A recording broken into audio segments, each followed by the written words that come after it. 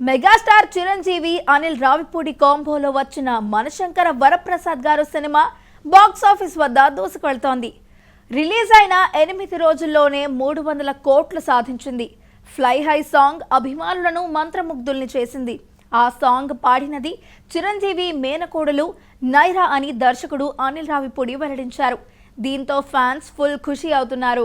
Megastar Chiranjeevi Anil Ravipudi కాంబోలో వచ్చిన Sankranti cinema మనశంకర Varaprasad గారు ఈ నెల 12న థియేటర్లలోకి వచ్చిన ఈ చిత్రం బాక్స్ ఆఫీస్ వద్ద దూసుకెళ్తోంది.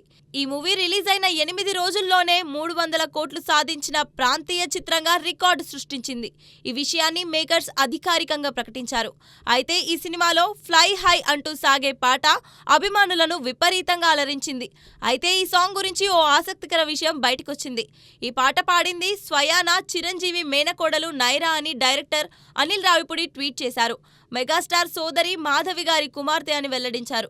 మనశంకర వరప్రసాద్ గారు సినిమాలోని ఈ పాటను అద్భుతంగా పాడిందని కొనియాడారు. ఇది కేవలం నైరాకు ప్రారంభం మాత్రమేనని, తనకు సుదీర్ఘమైన కెరియర్ ఉందని అనిల్ రావిపూడి ఆకాంక్షించారు.